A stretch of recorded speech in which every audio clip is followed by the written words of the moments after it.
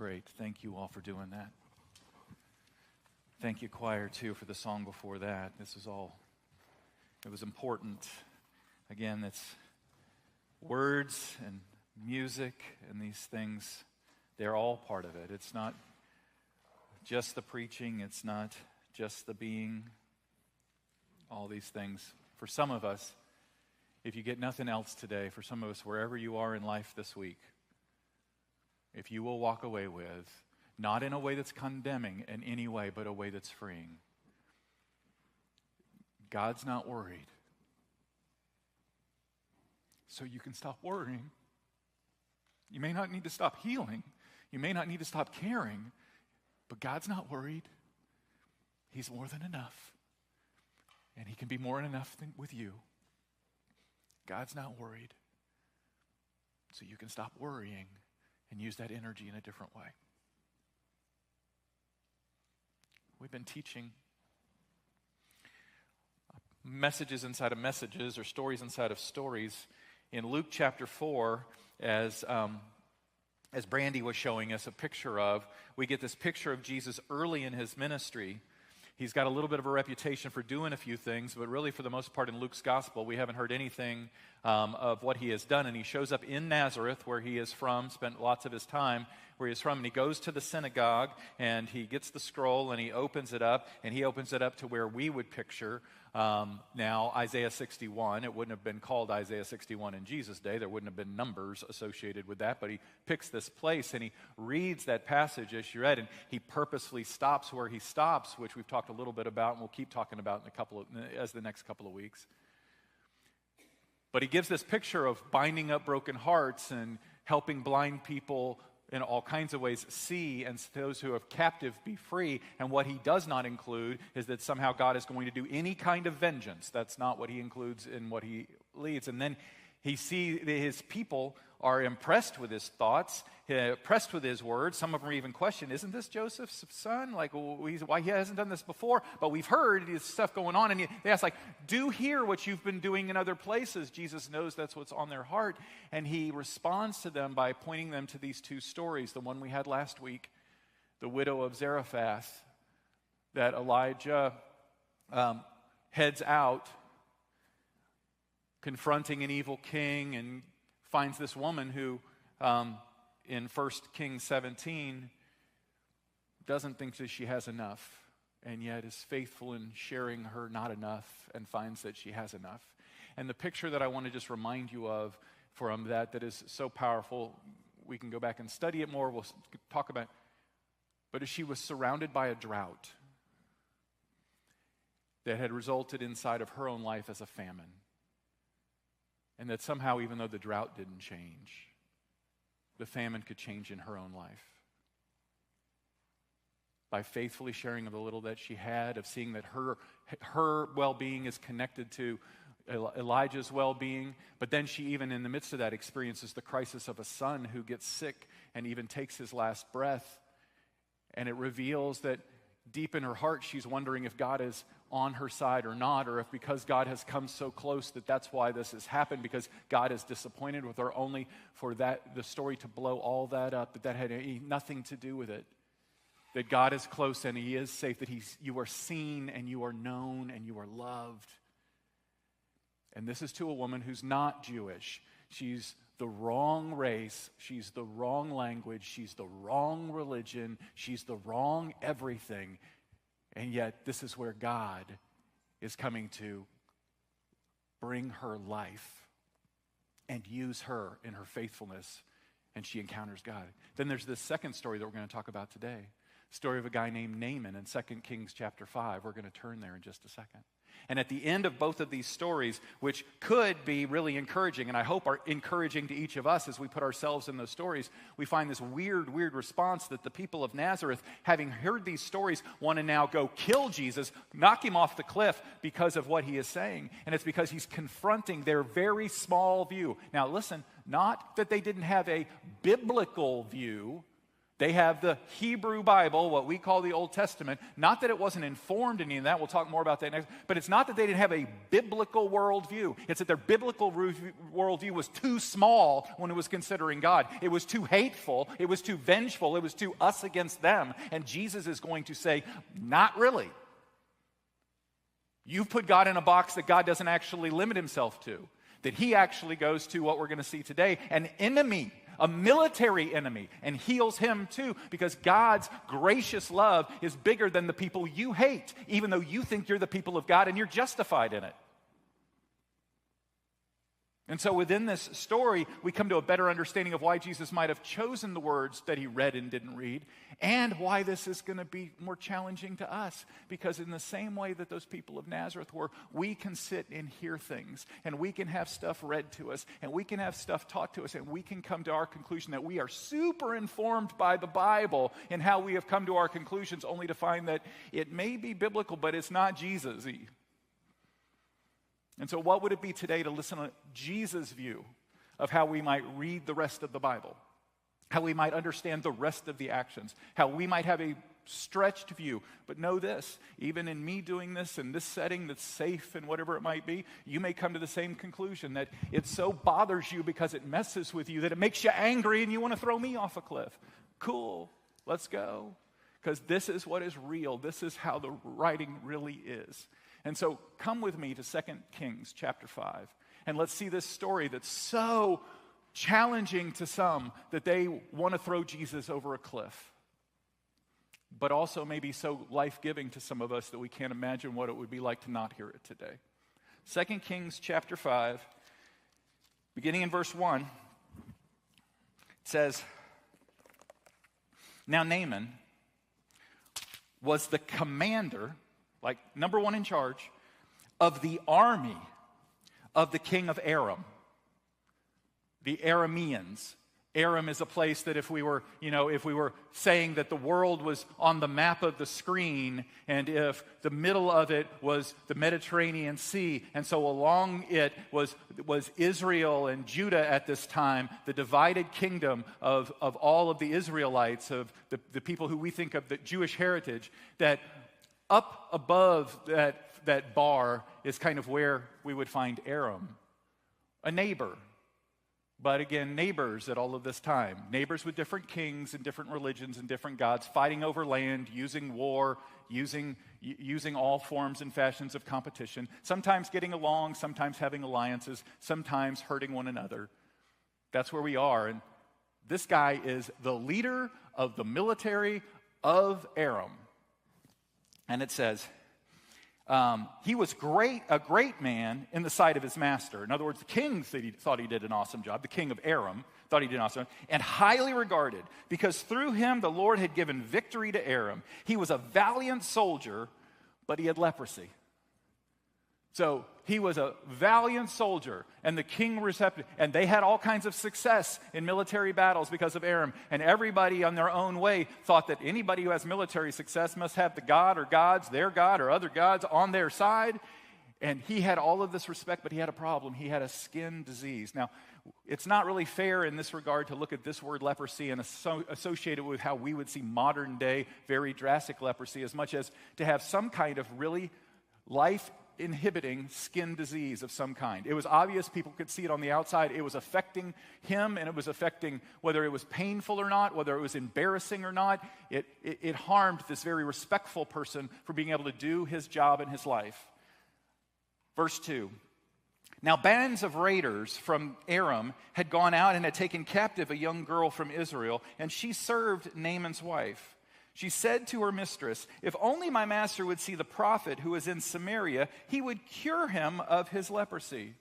And it'd be easier to run past this, but we can't, because this little girl is going to be a hero in this story. We don't ever get her name. And she's the least likely because she's the least powerful. She's a woman at this time. She's a little girl at this time. And she is a prisoner or captive because of the way people mistreat each other. In other words, at some point, Arameans, somehow some people, maybe not official military thing, not something that this guy led, but at some point they went into the land of Israel, Samaria being the capital of Israel, while Jerusalem is the capital of Judah during this time. They went near Samaria at some point, and they raided a place. And they collected some of the kids, and they took them back home to make them slaves. And so she is living in Aram as an Israelite girl who will probably never return. She's going to live as a slave her entire life. She's probably never going to get married. She's just going to serve a household. And she somehow is in Naaman's household. Whether they were part of that, or whether they purchased her, or whether that was a reward for good activity. We gave you a couple of people. In this time, and she is of no power. She is of no consequence. She has no control over her own life. And yet, somehow she has developed a heart that cares for this family that she's going to spend the rest of her life with as their servant. She's over the injustice of it. We're not saying that makes it okay. But we're saying in this moment, and maybe she was treated very well inside of this family. Apparently, this is the case because all the servants here seem to really care for Naaman. Even though his job is to be a military leader against other people, he seemed to be a wonderful person otherwise.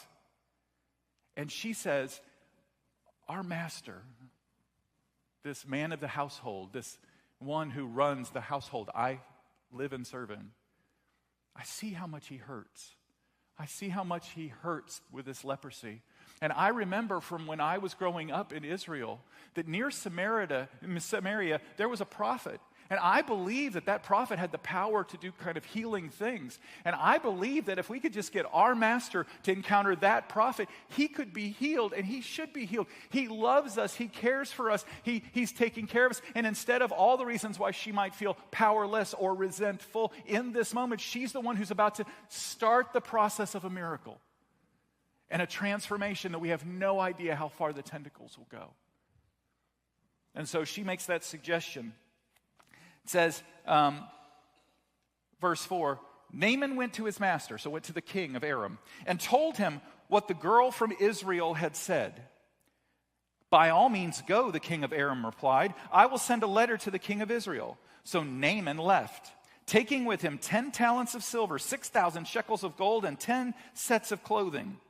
The letter that he took to the king of Israel read, so the letter that the king of Aram had scratched up said, with this letter I am sending you my servant Naaman, so that you may cure him of his leprosy. So the girl says this. Naaman will do anything. Naaman goes to his king and says, maybe there's a chance that I can get this, whatever this is, changed on me. And he says, by all means go. Man, you're valuable. You're like, I would love that for you. So here's the deal. Like, take the resources that you need, because in their understanding, you're going to have to pay for this thing to happen. And take this letter, like, that I'm on your side. Like, you're not just some rando trying to figure out, like, if you can get some kind of thing for free. Like, we'll pay for it. We'll make it official. Please go. Go with my blessing. Go with my power, because I want this to happen for you. And he shows up with the king of Israel, verse 7. As soon as the king of Israel read the letter, he tore his robes and said, am I God? Can I kill and bring back to life? Why does this fellow send someone to me to be cured of his leprosy? See how he is trying to pick a quarrel with me. And here's what happens. He shows up somehow in this throne room of the king with the letter, with the stuff, with the demand. And the king of Israel, like all the rest of us, is living in a bunch of fear. Like, we've had battles back and forth. We already know bands of raiders come and they steal some of our folks and our stuff. We know that this is a constant challenge. Are we going to be at war? Are we not going to be at war? How is this going to play out? And so he first begins with, what in the world are you asking of me? But in their mind, the Arameans, it's like, who's the most powerful person in all of Israel? Must be the king. And if anybody's powerful enough to do this, it must be the king. Or if not, the king's the one who's going to get us to him. So we go to the king, because why wouldn't we start at the top to figure this thing out? And so we start at the top and we go to the king, but the king tears his robes like, you've asked me to do something I can't possibly do. You've asked me to do something that's never going to happen. You seem to be coming as if you were being gentle. As a matter of fact, I get it. You're trying to set me up. See, you come as if it's all nice and cozy and we're neighbors and you want me to just do a kind thing and you're willing to pay for it. And you know darn well I can't do it. I'm never going to be able to fix it. Who fixes this kind of stuff? And so when I can't do it, then you're going to say, see, the king of Israel wouldn't help us out. And then you're going to use that as the excuse to raid us again and attack us and say it's my fault. And so he is grieving, he is frustrated, he is scared, and somehow the message gets spread around. And when it does, verse 8, when Elijah, the man of God, heard that the king of Israel had torn his robes, he sent him a message. Why have you torn your robes? Have the man come to me, and he will know that there is a prophet in Israel. So Naaman went with his horses and his chariots and stopped at the door of Elijah's house. Elijah sent a messenger to say to him, go, wash yourself 7 times in the Jordan, and your flesh will be restored, and you will be cleansed.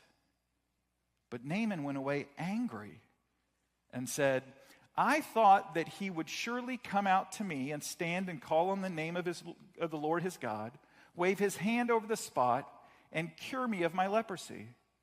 Are not Abana and Pharpar, the rivers of Damascus, better than all the waters of Israel? Couldn't I wash in them and be cleansed? So he turned and went off in a rage.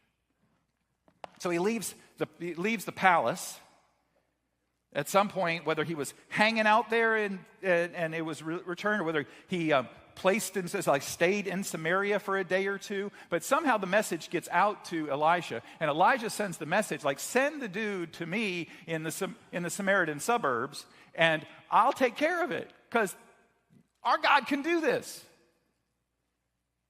And so think about his parade. Think about the chariots and the horses and all the stuff, the gold and the silver and the clothing. And he brings it to this guy's house. And he makes this big presentation where they come down. And they were coming to the front door. And whether he gets down out of it or whether he sends somebody, is bop, bop, bop, bop, bop, bop. Where's this prophet? I've come. I have a letter. I've come. I've got reward. I've come. I've been told that this is the place to come. And Elisha doesn't even come out. Elijah sends one of his servants to the front door and says, you're supposed to wash 7 times in the Jordan. Bye, and walks away. And this guy goes, this isn't funny. This is my life. Like, we're serious about this. I do important things. I have serious responsibilities. The king has given me permission to do this. We have traveled a long way. I've been promised something. This is ridiculous. Some little servant, like this little servant say, not only wash, I don't need a bath. I need to be changed. I need to heal. I don't need to just be cleansed. And if I wanted to be cleansed, you know this polluted little river, you've got this Jordan River? Like, that's nothing compared to the best places. Like, I have been to nice rivers, and this isn't that. What in the world are you doing? You are mocking me, and he is angry. This is not what I thought it would be. And he storms off. And if it isn't just coming to you naturally to track with you, the question is, how are we this guy? And what is the parts in us that seem to show up on the outside? And because it shows up on the outside, it ends up causing us distance between us and others. Makes us feel inferior to what we could be, not as attractive as we could be, not as powerful as we could be, not as accomplished as we could be. What is it that's just annoying to us? What is it that itches us? What is it that embarrasses us? What is it that leaves marks on us? What are those things in our own life that we would give anything if we could heal, but we're not even sure we believe that healing's possible? But we might pay a big price. As a matter of fact, some of us, in order to kind of do that or to hide it, we have been paying prices our whole life. We've been spending time and we've been spending money and we've been jumping from this to jump to that, or we've been pointing over there so you don't look at me, or we've been hiding away from and we've missed out on relationships and we've missed out on chances because we carry some kind of thing on us. And if we finally had the courage and the support to go finally get an answer, and we had the courage to show up at the church, the courage to show up at the counselor's office, the courage to show up in that relationship, the courage to confront our family member, whatever it is, and we were finally there, and somebody said, we'll send our servant out to give you a little instruction to do something you think is silly and stupid. Wouldn't you be angry? Wouldn't you be angry? But you know what is the source of his anger? That's the source of maybe our anger. What he was asked to do is not what he thought would happen. Oh no, I thought I'd go to the holy man and that there would be some level of respect, and that he would come out in his respect and he would stand before me. And he would command from on high, and he would say his words, and he would do his thing, and the magic would happen, and his God would heal me, and it would all happen so fabulously. And this is not what I thought. If what you think is I'm going to go take a bath, you're an idiot. I'm not doing that, because your water isn't even clean. And he's going to miss the whole thing because it wasn't going to happen the way he thought it should. The way he thought it would. The way he thought God would work, this God. The way he wanted magic dust sprinkled. The way he wanted pomp and circumstance. The way, hey, I made a long journey and I'm willing to pay a price, so I should get it the way I want it. And many of us, we've had those conversations with God. Usually inside of us because we're embarrassed by them. But then they've often resulted just like his, where, well, forget it. Just forget it. Just forget it. I tried. I sacrificed. God's not coming through. This is dumb. I'm not doing it. And then, all of a sudden, two other servants. We don't have their backstories to know if they were Israelites, but maybe. Collected in the same kind of raids. It says, verse 13, after it says he turns and goes off in a rage, it says in verse 13, Naaman's servants went to him and said, my father, if the prophet had told you to do some great thing, would you not have done it? Climb some mountain, kill 20 people and bring back their heads, take on the dragon. Would you not have done it? Yeah, because then my pride would have been satisfied. Then I would have known I earned it. Then I would have known I achieved it. But you're asking me to do something that makes me feel threatened and vulnerable, weak. I don't need a bath. I've taken lots of baths. It doesn't go away. But if he asked you to do something hard, you would have done it. Yeah? How much more then when he tells you, wash and be cleansed? And so here are two other servants, at least two, because it's plural, who say, look, we care about you. We love you. We respect you. We've come all this way. You're giving up on it when we're right here at the precipice. There says there's an answer. Will you not give it a try? But how many of us, we've been asked to do the simple thing, and to do the simple thing over and over and over and over, and believe that one day it will change something. But we don't want to do the simple thing. We want an event. We want to pray one time. We want to be there one time. We want it all to be fixed, and if not, this is stupid, and I don't want to have anything to do with it. And yet those who care about him, those who love him, who have no power, who have no ability, they're like, will you not? And maybe for some of us today, the message is because we're these servants who can get something started in somebody who may be more powerful than us, may be more accomplished than us. Maybe we have to respect them in some role in the family or in our workplace, but they're dying inside. And it's partly because how they are seeing themselves based on what they're feeling and experiencing. And the challenge of us to go, we think there's an answer. Yeah, but the answer is silly and I'm not going to do it. Would you just give it a shot?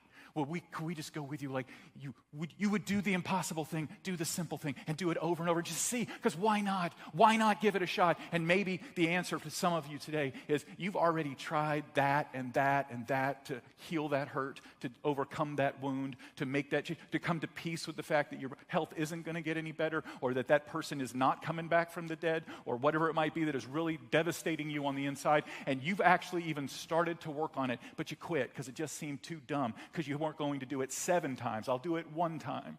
I'll do it 2 times. But I'm not doing it 7 times because it probably would have worked by now. And since it's not worked by now, forget the whole thing. And maybe that's where we turn to each other and love each other enough to go, I'll hold your hand. Will you do it with me? Because you're worth it. Because it's still possible. Because even if the world does not reveal that I have some kind of power, I believe there's a God who does have that power. And I promise you, if you will just connect with this God, it's possible. Will you just try? And so he does. It says, verse 14, so he went down and dipped himself in the Jordan 7 times. Again, we get that picture. Whether it was 7 times, because 7 is a number of completeness. Like he just did it until it needed to be done. And maybe that's for us too. It's not because you need to try for the 7th time. It's because you just keep trying until.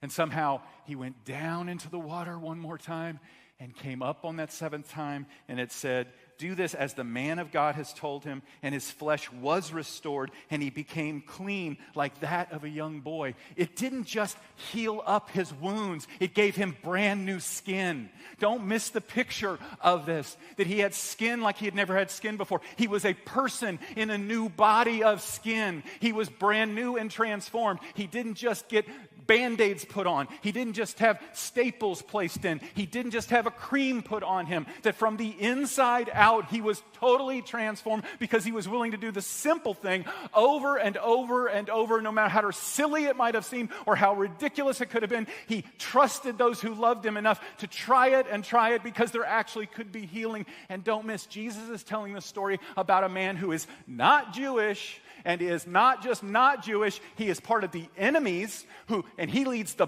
battle of the enemies to destroy you. And yet Jesus is replying, this is the story, because God doesn't hate enemies. God loves his enemies. That's what Jesus is going to continue to teach. Because it's not about that. It's about, would you trust me? It's not whether you speak the same language as me or worship God the same way as me. That all are made in my image and likeness, and all who are caught up in this, that if they could trust, the healing could be the same. But it's also because in the healing, we're going to see how the transformation actually comes. It's not just that his skin gets transformed. He gets transformed. Look what it says.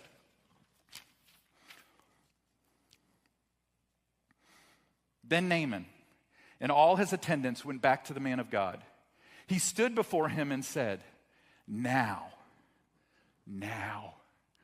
I know, not just in his head, I know by experience, I know by me. Now I know that there is no God in all the world except in Israel.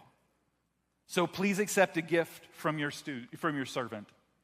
I know, and I know so much that I've been transformed that now I say to you, Elijah, you who's a prophet, not a king of an entirely different people, I call you my master because somehow you are connected to a source of power that must be higher than my source of power. And I'm not here to defeat you because I am entirely different in a different body. And as a result, I want you to know, so can I somehow pay back for what I am now experiencing? Look what it says. So please accept a gift from your servant. Verse 16, the prophet answered, as surely as the Lord lives whom I serve, I will not accept a thing. And even though Naaman urged him, he refused. And you think, why? Why would this be? Why would he do that? For the same reason that Jesus has picked this needle out of the whole haystack of the Hebrew Bible to tell this story. Because it's a story of grace. It's not a story of good people get good stuff or rich people get rich stuff. It's the story that I don't care who you are and I don't need anything from you. In this moment when I get to bind up your broken heart and change your eyes and set you free from what you've been captive to, you're going to realize and know for yourself that this God is the real God, that this is what all of life is about. And as much as it creates a gratitude in you for to give, I'm not accepting anything because I don't want you to ever think that you got this because you deserved it or earned it or paid for it. You got this because you are. Because you are the child of this God who is healing you, whether you've ever worshiped him or not. It says, verse 17, if you will not, said Naaman, please let me, your servant, be given as much earth as a pair of mules can carry, for your servant will never again make burnt offerings and sacrifices to any other god but the Lord. But may the Lord forgive your servant for this one thing. When my master, the king, enters the temple of Rimmon, which is what the king of Aram worships, to bow down, and he is leaning on my arm, because that's his job as the head of the military, to be his companion and be there for the king to lean on in this moment. I have to bow there also. When I bow in the temple of Rimmon, please, may God forgive your servant for this. And Elijah says, yes, go in shalom. What in the world's happening? Well, it's a statement on how it's fully transformed him. He's saying, look, I'm leaving here because I have a job to do. I have a family. I have a life. I have a set of responsibilities. And their understanding at that point is, you guys have a God. He's the God over your land, so he's the God over your dirt. Your God is the real God because I've experienced the realness of this God in my healing, and as a result, I'm going to worship your God. But for me to go to Aram to worship your God, I need some of your dirt so that I can take your dirt to my dirt, so I can lay my dirt on top of your dirt so I can worship your God. He's saying, my whole life has been transformed. I think about it today because today we woke up and it was very much a Scotland kind of day from Sherry and my trip not long ago. But I had already decided when I told this story that I was going to wear these shoes that we bought because they're waterproof, and we were going to take them because of the rainy days we expected in Scotland. And I purposefully am wearing them. Sherry looked down and said, don't you need to kind of clean around no, that's why I'm wearing them. It's because the dirt that is on them is Scottish dirt. I brought it home with me so I never forget where I was. I never forget that moment with my wife. I never forget climbing up that mountain and getting the scuffs of this because it affected me in how I met God at the top of that mountain and had time with him. And so as silly as it might sound to them, I'm still being that silly today because it's the dirt that represents the picture of this God for him, who says, I'll never be the same, and wherever I go. And even though my job requires me to do some stuff that may even look like I'm worshiping another God, just even know when I'm in that temple, I am not worshiping that God. I am just holding up my king because that's what I got to do. Maybe, or I get killed even, because this is my job to be faithful to the king. But oh, please, God, when I make that compromise, please understand, please forgive me. And even though it's simple here, the words of Elijah are those words like, yeah, our God is not that ticky-tack. He's not about that kind of nonsense. Your whole life and heart has been changed. We'll see how it transforms what you do and what you don't do. But yes, be at peace that God's not going to take your healing away because you don't follow every single rule the moment forward. Because we're good at going like, I need the grace until I get it, and then I need to prove that I didn't need it. And so here is this guy who's like us, if we'll only admit what our leprosy is. And here are three servants who are actually the heroes, the more faithful, the more trusting, the more fighting for. They have no power. Maybe that's the way you feel. And yet they're trying to convince this is what everything is so that you can be changed from your skin to your soul. And when you are, you will know something different. But it'll be because you stuck out doing the thing that didn't seem like it made any sense until it did. To do it over and over, to pray over and over, to give over and over, to speak about it over and over, to try to heal from it over and over, to open yourself up until it's because there's a God who actually wants you to be whole, wants you to be one. And Jesus tells this story to a group of people who, when they hear it, what they hear more than anything else is, yeah, but what about us? We're your home people. We're the Jews. You're the God of the Jews. Do it to us. And to miss out that level of selfishness might be why you don't ever heal. Because that mixture of superiority, it should happen because we're the better ones. And victimhood, the whole world's against me because I'm a person of God, doesn't actually result in the same thing that being a loving, powerless servant does, to just say, I believe there's a God who loves you whether you've been doing it right or not, whether you follow it all right or not, isn't the determinant of whether God is love or not. And I believe that if you will just try, there will be something that will mark the souls of every step you take for the rest of your life. And it will change how you treat everyone else because you actually realize you got it all from grace. There was no offering a gift because it isn't needed. Even the gift of perfect behavior, even the gift of perfect belief, that wasn't the point. God is love. And if you will trust in that to go down 7 times, when you come up that last time, you'll have a brand new skin on that will change everything forever.